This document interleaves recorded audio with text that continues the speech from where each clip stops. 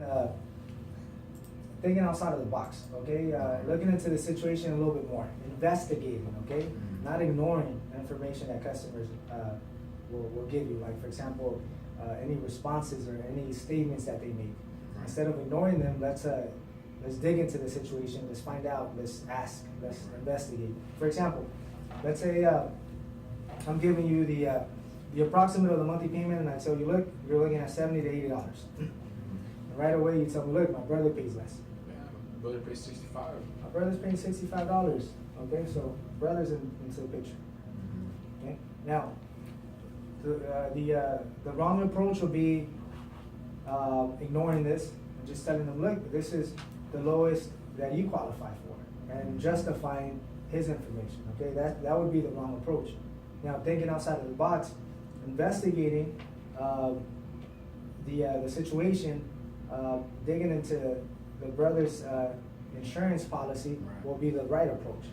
For example, number one, I would ask you, how old is he? Right? Yeah. Age. Okay? Does he have a license?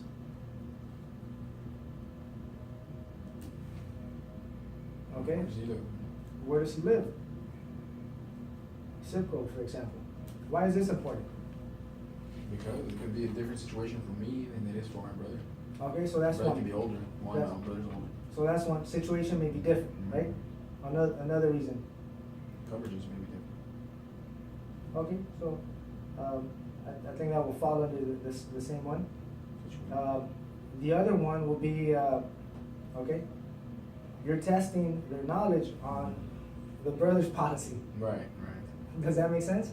Because if I ask you how old is he, or does he have a license, or where does he live, or what type of coverages, and you tell me I'm not 100% sure. So I'm gonna use that. Why are you comparing a situation that you have no idea?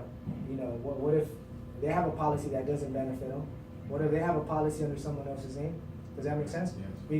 We could choose an approach where we could use him not being knowledgeable against him. But let's go back into the same one. Definitely age, license, simple. We'll find one of these factors and we'll use it to lower the value, okay? To lower the value of him comparing his situation to his brother's policy. Does that make sense? For instance, if they let's say if the brother's paying, let's say $65, and he lives in, let's say, Riverside, for example, that's all I need to convince you that, look, your brother's paying $65, but he lives in Riverside. Right. If we use your brother's address and we what's it called? Use that address for your insurance, your policy's gonna drop. But then again, you're not gonna have coverage. Right. So once again, you don't qualify for those $65. Your brother does. Or let's say his license. Maybe your brother has a license and you don't have a license. Let's say, for example, or the customer doesn't have a license. We can use that to our advantage. Or maybe he's older. That's why he's paying something lower. Does that make sense? Yes. So once again, when we're qualifying the customer, or when we're having a conversation with the customer and they introduce information, okay, we should not ignore the information. We should look into the situation a little bit more. Because I could continue justifying that $70 to $80 is the lowest option for them. But Okay? they still have that 65. Exactly. They're still gonna have this in mind. And then they're gonna tell you, well, you know what, let me go where my brother went. Let me go to his agency. I'm pretty sure they could find $65 a month. Make the 65 unjustifiable. Exactly. Completely eliminate the 65 by comparing apple to apple. Does that make sense? Right. Yes. Anything you want to add? Or any questions regarding this?